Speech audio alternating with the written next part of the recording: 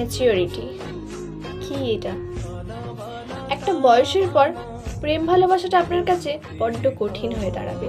সুন্দর চেহারা দেখে কারোর প্রতি হুট করে প্রেমে আপনি পড়বেন না, হুট করে কারোর প্রতি ভালোবাসা আপনার মনে আসবে না। তখন কাউকে পছন্দ হওয়ার আগে কেরিয়ার, ব্যবহার, ফ্যামিলি, মানসিকতা, ব্যক্তিত্ব আরও 100টা ফ্যাক্ট আপনার মাথায় ঘুরপাক খাবে।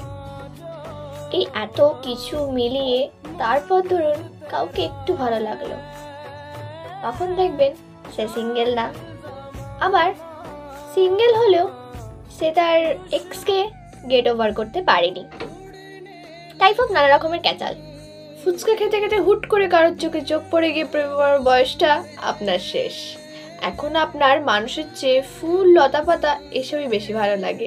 কারোর সাথে 2 ঘন্টা কফি ডেটে যাওয়ার থেকে আপনার মনে হয় কম্বলের ভিতরে গুটিসুটি মেরে শুয়ে থাকাটাই বেশি কমফোর্ট জোন, বেশি ভালো লাগে।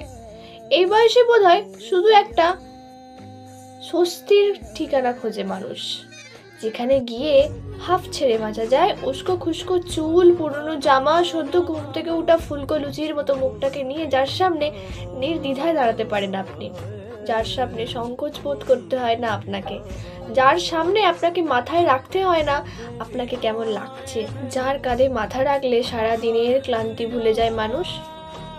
ম্যাচিওর হয়ে যাওয়ার পর মানুষ হয়তো এরকমই একটা লাইফ পার্টনার খুঁজে নেয় বা খোঁজার চেষ্টা করে।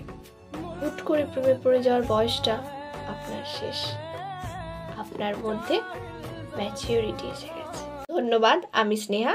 এই গল্পটা ফেসবুক থেকে পাওয়া একটি গল্প। আমি পেজটার নাম নিতে পারছি না, কারণ এটা আমার অনেকদিন আগেকার স্ক্রিনশট থাকা একটা ফটো, তো সরি তার জন্য।